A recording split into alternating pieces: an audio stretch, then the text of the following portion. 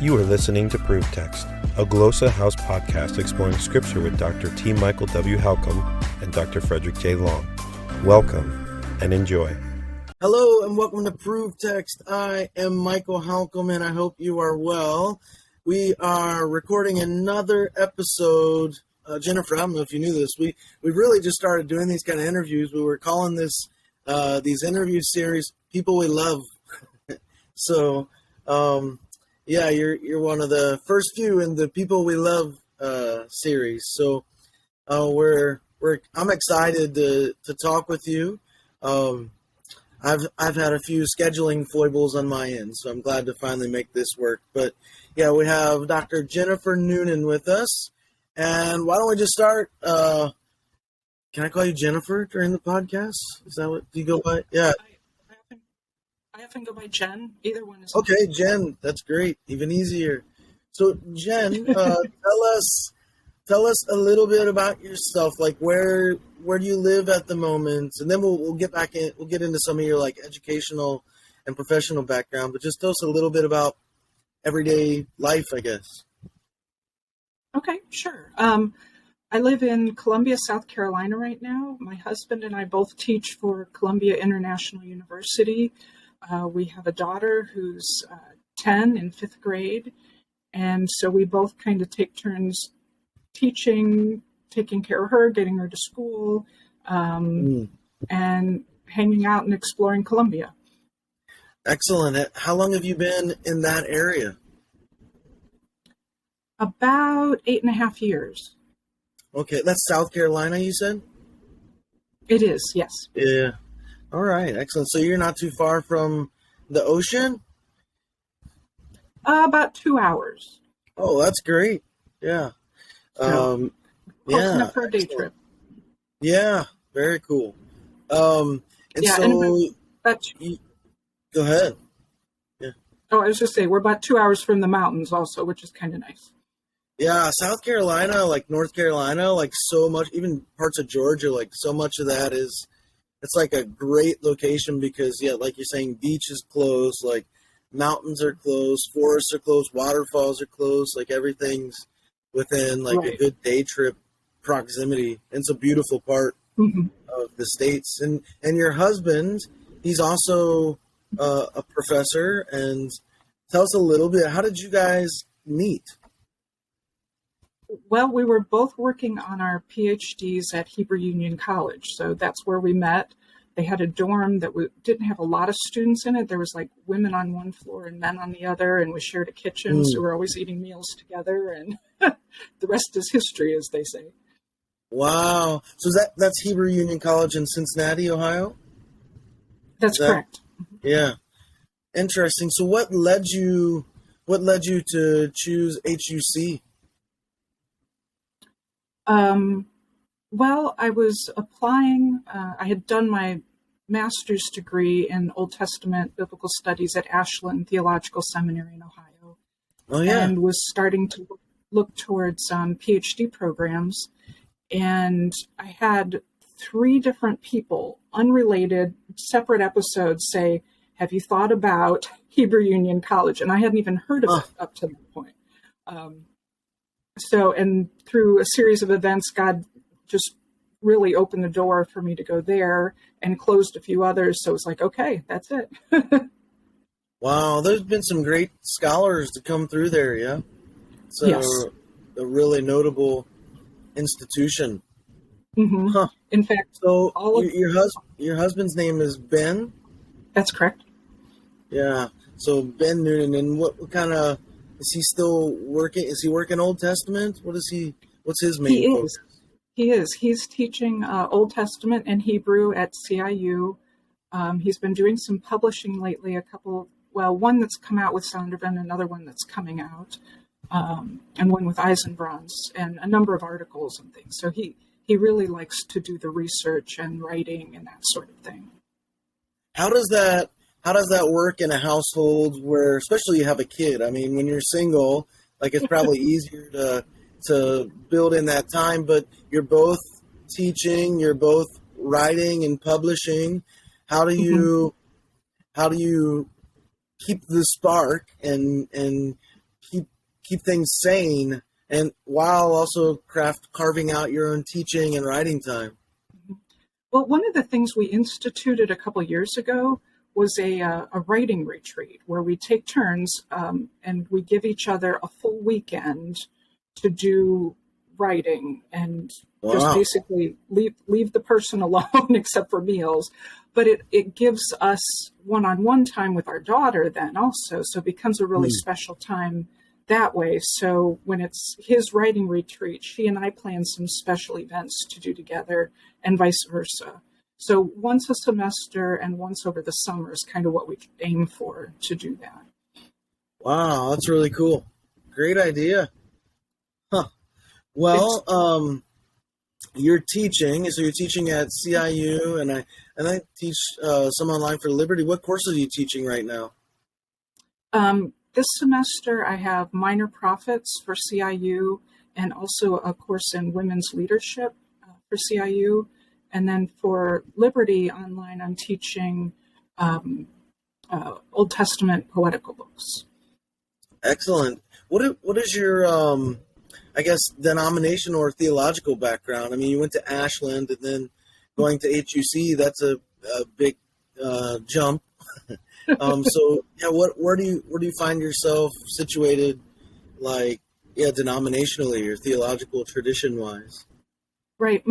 I grew up in a non-denominational community church, pretty conservative, congregational, and more Calvinist than not. So it wasn't Baptist, but it's kind of heading that direction, I guess.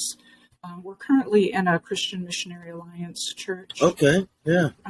Which has been a good fit for us. It's worked well. Great. Yeah, excellent.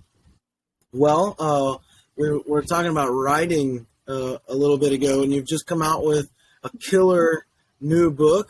And everyone listening, you can find that on the glosahouse.com website.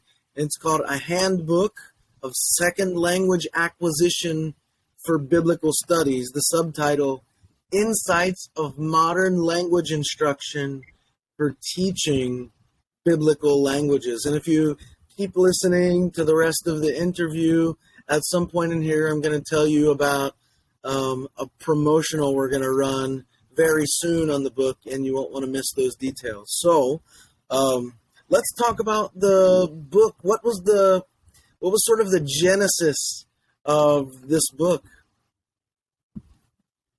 Yeah, great question. I did my PhD at Hebrew Union College, and while I was there, did some classes at University of Cincinnati in second language acquisition, because going into HUC, I knew I wanted to explore Hebrew pedagogy.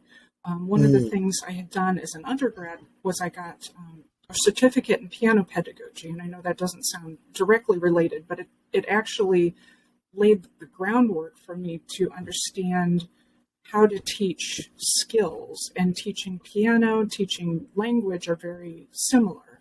And when I went through my language courses at Ashland, I really enjoyed them, and I think they went well, but I also was looking around going, I think there might be a better way to do this. And I had Spanish in high school, and so I knew how that was taught. And so I just started exploring. And so then going to HUC, I was able to do those second language acquisition classes, bring them together with the Hebrew classes that I was taking at HUC. And so my dissertation was on comparing two different teaching methods for teaching a segment of biblical Hebrew grammar, comparing doing pre-test and post-test and a delayed post-test to see, what the students learned, how well they learned, how that the different groups compared in terms of how well they learned, that sort of thing. And so I've always had this interest, at least since working on my PhD, about doing language learning, language teaching, and how to do it well. And I've been involved at ETS with the Applied Linguistics and Biblical Languages group. And so exploring those ideas, and also exploring things with my husband, working together, collaborating on how do you teach Hebrew. And so we've been working together to develop a Hebrew course and perhaps one day, and it's going to be a while, but one day putting together a Hebrew grammar. And as I'm doing this, I'm realizing the people in the field, if we do a Hebrew grammar that's based on second language acquisition principles, they need to know what those principles are to be able to access the textbook and understand why we're doing what we're doing. So that's kind of, I guess, maybe a long story, but that's how I got into this area and why I wanted to write this particular book. Excellent. So you, across the book, you offer 12, I think I got that right, 12 principles. Right. For example, types of language knowledge, types of language instruction. Let's input, output, maybe a lot of terms, right? I guess when I think of the book too, I mean, it really is introducing people in the field of biblical studies, not just to concepts, but even just terminology, right, that they may not be familiar with in the area of SLA, second language acquisition. Let's talk about some of these. I mean, what have been, I guess, some of the biggest, like, takeaways for you in writing the book? Or if you had to just drill down on a few, what would you say is, like, really central when it comes to language pedagogy? It's kind of a not fair question, because you've picked 12 and I'm asking you to drill down even more, but like what would you just like really focus on and hammer on? Mm-hmm. Yeah, I think input, and in fact, I spend actually 3 chapters on input because it is that important, breaking down what it is, why it's so important. And on one hand, it's sort of self-evident. I mean, the idea that you have to have some form of language coming in for you to start learning it, whether that be written or spoken, a list of vocabulary words, whatever it is, you need some form of input. But beyond that, and what the research is telling us, it needs to be not just any input. It needs to be comprehensible input. That is, you need to be able to understand it in some way. And it needs to be meaningful or meaning-bearing. That means it excludes things like paradigms, memorizing paradigm. It's got to be in the context of some communicative act for it to really stick and for you to be able to learn the language. So I think that by far is the big one. That's the one that we really need to learn and understand and take away. There's a couple others that I think I learned more and came to appreciate more as I was writing and researching for it. The one is the idea of the relationship between working memory and reading skills, being able to read, and knowing that your brain can only hold so much in working memory as you're reading. And as long as you're tracking and reading, you're taking it in, you're learning language, and you're understanding the meaning. But if something derails you, like a word you don't know, and you have to go look it up, you have to go back and start recreating that all over again and putting it all back into working memory so you can continue doing it. And so the idea and the takeaway, I guess, for teaching is to give students reading material that they can access with as few interruptions as possible. Often we give them material and think, let's give them as many new vocab and give them exposure to all this new stuff. But in fact, it derails the reading process in a way that they're not picking up what they should be from the text. How early on in the language teaching process should an educator get students trying to read? I mean, that's a pretty interesting principle you just brought up. So not throwing too much at them. Right. I mean, that also would seem to be a little bit of a scathing critique when it comes to memorizing like vocabulary lists. It's not really reading. It's certainly not reading in context. Yeah. Right. Although memorizing vocabulary, actually doing the flashcard thing, which everybody does, is actually one of the best ways of learning vocab. Yeah. But in terms of reading, getting people to work with material in context is really as early as possible. And that's one of the challenges we have to overcome with biblical languages because we have a fixed text that's advanced. And to get students reading it early, we've got to use simplification. We need to use photos or whatever we can to make it understandable for them. And that's one of the things I really appreciate about Glossa House is all the materials and the readers and the things that you produce to bring that language down to a level that a beginner can access. Yeah, it's been the sort of DNA right from the beginning. It's built right in. Accessible resources, right? Innovative, accessible, affordable. Right. So we work really hard at that. Yeah, we're glad to have you on the team. When you or your husband teach Hebrew, have you been able to implement the principles, right? It's one thing to know these on a theoretical level. It's a whole other thing to try to integrate them into a curriculum or a classroom and really even to build a curriculum around the principles, right? So have you found yourself able to do that? We do, and what we've been doing is each year going through the curriculum, we add another layer. So the first year it was just homework exercises. So I did a lot of writing. He's usually the one implementing them, but I'm doing a lot of the writing behind the scenes. So coming up with all of these homework exercises, some that include pictures, some that include reading, simplified reading, some that include recycled reading, which is one of the things I talk about in the book in terms of read it, and then a couple weeks later go back and read it again so that you're promoting fluency and developing that.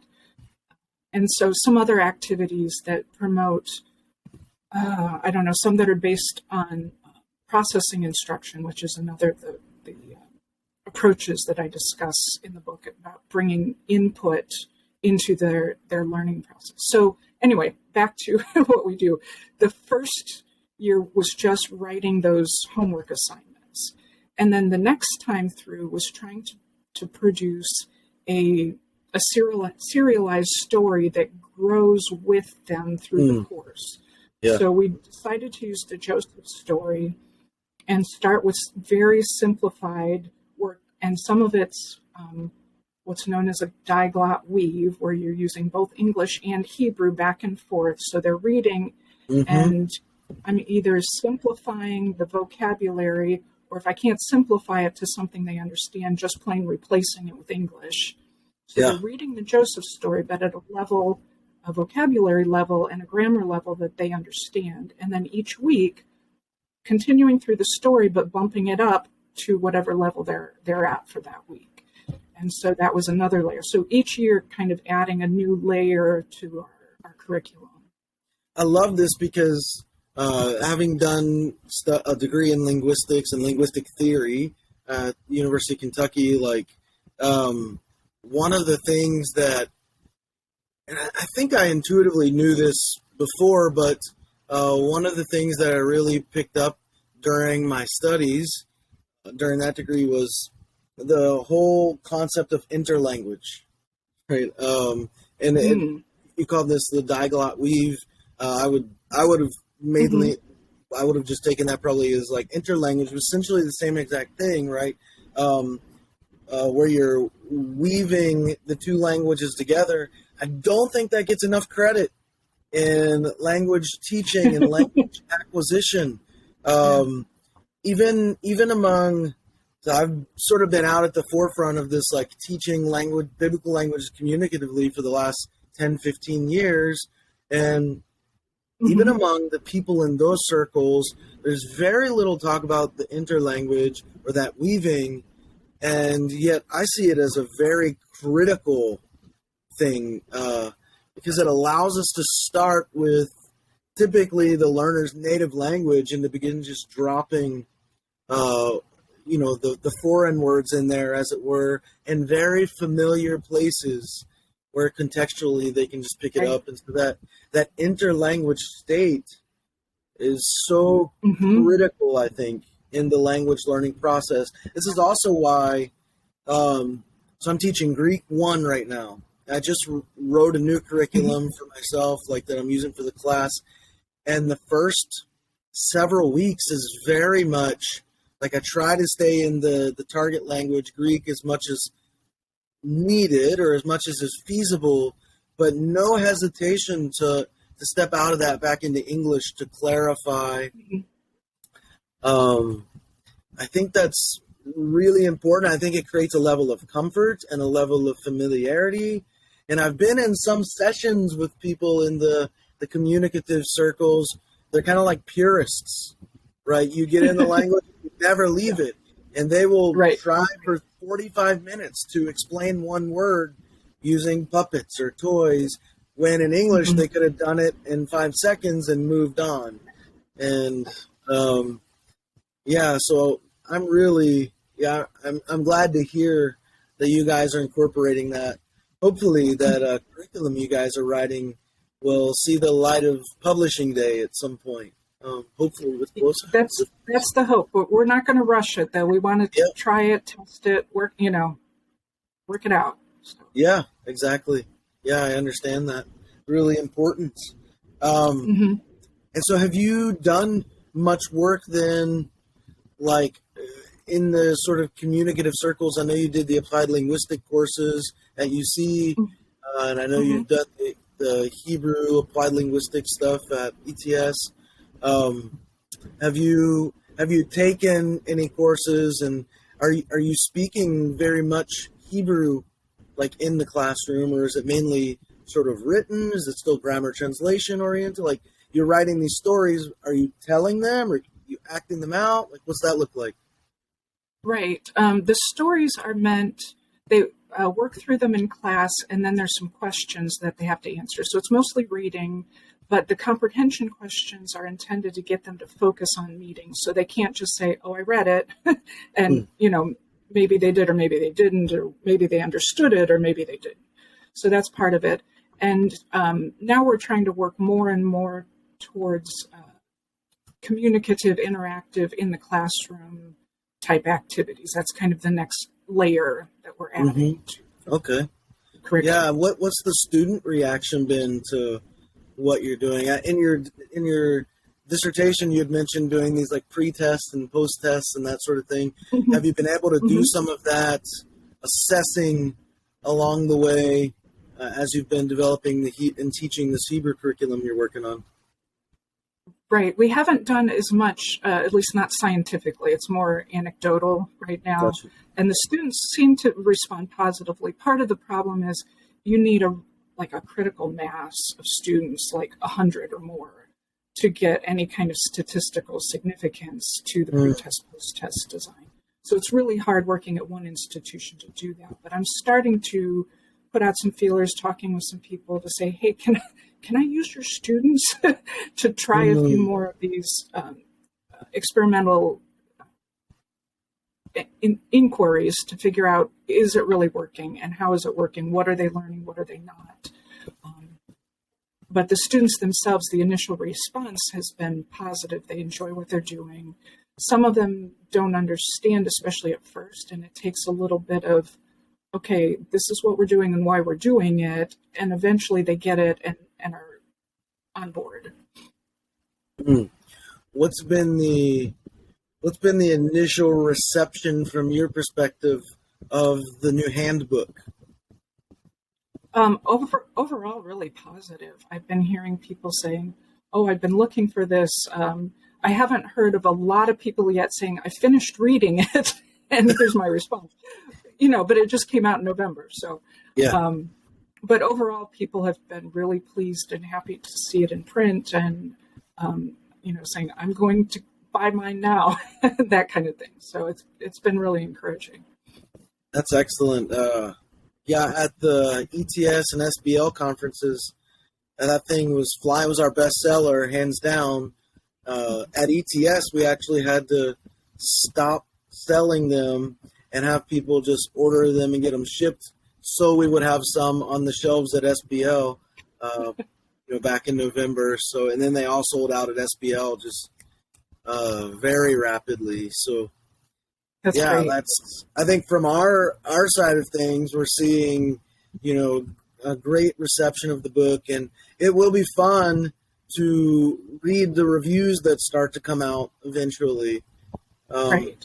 And I know there are still people asking for review copies and that sort of thing. So if you're listening and you're part of a journal or something like that, and you'd like to get a review copy, just let us know, and we'll do our best to help you with that. So, yeah, well, that's good. And was this written during one of your weekend or a few of your weekend retreats? It was. It definitely took more than one. But Yeah. Yes. Excellent. So are you working on any projects at the moment, or are you taking a breather, or what? I'm trying to kind of take a step back and look and see where I need to focus my attention right now. There's some possibilities that I'm looking at. One is just continuing with the Hebrew grammar and, writing the next layer of materials. But I'm also considering going back and trying to do some more of those empirical studies with pre-test, post-test, to see. One of the questions that keeps coming up is, it seems like it takes a little more time to do more of these second language acquisition based approaches. Is it worth the extra time to do that? So I want to do just a time on task. We have students doing this program. If you give them an extra 15 minutes, this group gets an extra 15 minutes of comprehensible input. This group gets another 15 minutes of memorizing paradigms. What do you end up with at the end? And is the extra time on task, is it the same? Is it different? How does that work out? So I assume you've been, given the groups that you've been moving in, like you've been watching sort of I would call it sort of a rapid development of the communicative approach in biblical studies. And I always say Glossa House has been there right from the sort of start to the start of this resurgence. I feel like we've been a large catalyst in this, but I'm wondering, as someone with your skill set and your knowledge of language acquisition, what are you noticing? Well, I'll ask that question first, and then I have a follow-up. What have you been noticing as you survey sort of the landscape of comprehensible input and teaching in a communicative manner? Yes, I agree. I think there has been an increase in interest and energy. I've been with the Applied Linguistics group at ETS for a while now, and we're seeing an increase in the number of people coming to our sessions, but also an increase in energy. Like there's a lot less, and I don't want to call it antagonism, but just kind of skepticism maybe from the beginning, whereas now there are people who are like jumping in, ready to go. And I see it especially in the younger generation coming up. A lot more interest in, how do you do this? How do you do it well? Yeah. My follow-up question, I mean, do you see then, maybe can you predict, do you see any tide shifts, any trends emerging? Like what is next? You have any like your finger on any of the pulse of that? Yeah, that's a good question. I think a fully communicative curriculum, I think, is coming. I know the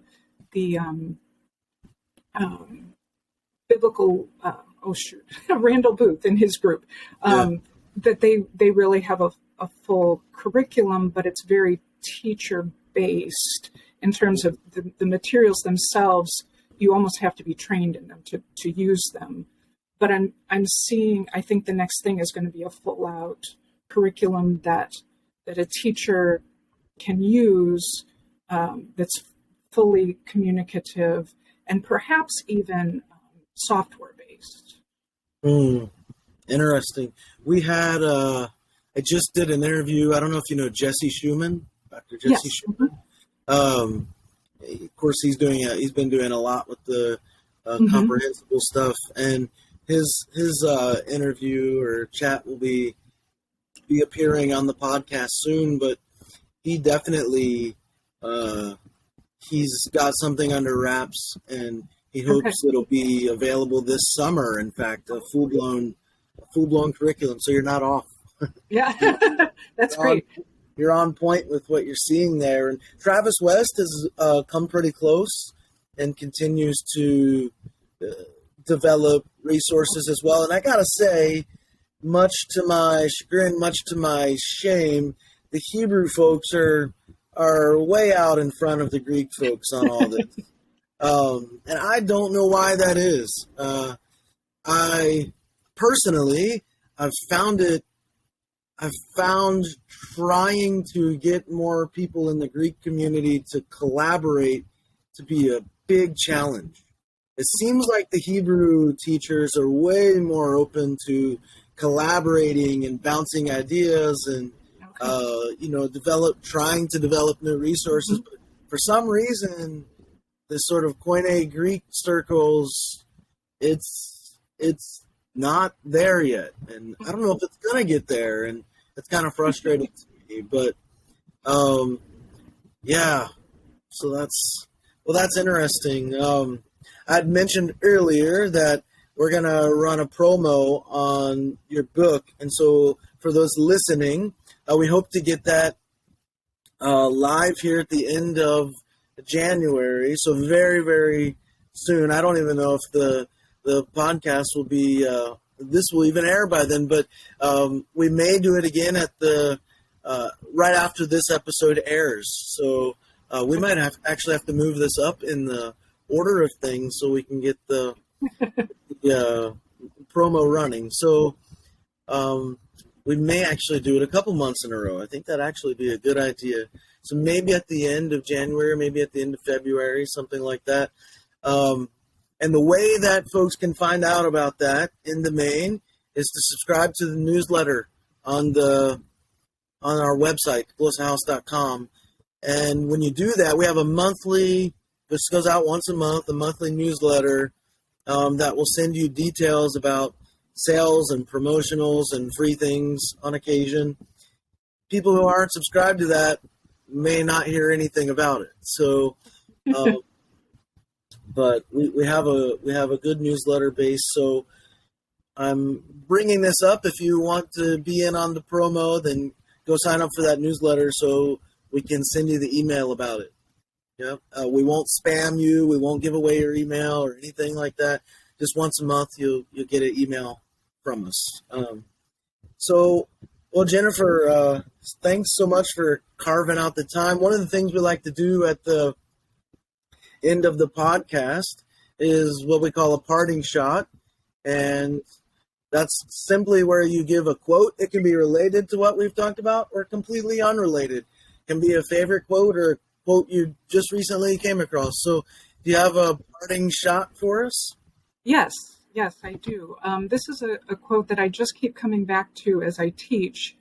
It's from Christopher Adsit, who wrote Personal Disciple Making. He says, God, the Word of God, and the souls of men. According to the Bible, these are the only three things that will last eternally. To the extent that you are involved in these three things, you are involved in eternity. It's just interesting. Reminder for why we do what we do. Yeah, excellent. Well, God bless you and Ben on your ministries, your writing ministries, your teaching ministries, your parenting ministries, and all the other ministries you have your hands in. So, yeah, thanks again for taking the time out, and we're so glad to have you on the Glossa House team and being able to help promote your work. And thanks for just making a huge contribution to the field of biblical studies, particularly biblical language studies. We're very, very grateful for that. So thank you. Thank you. My pleasure. It's been great to work with you. Thank you. Yeah, thanks. Well, thanks to all of you for listening or watching. We hope that this has been enjoyable. And if so, feel free to share it with others. Share it on your social, pass it around. And we hope that the Lord will bless you and keep you, show his grace to you and make his face shine upon you and give you peace. Until next time, aloha. Interested in growing your ancient language skills but not sure where to start? Glossa House can help. From illustrated readers and short stories to lexicons and grammars, Glossa House offers a variety of resources for beginning, intermediate, and experienced ancient language learners. Head to glossahouse.com today. Glossa House, language resources for the global community.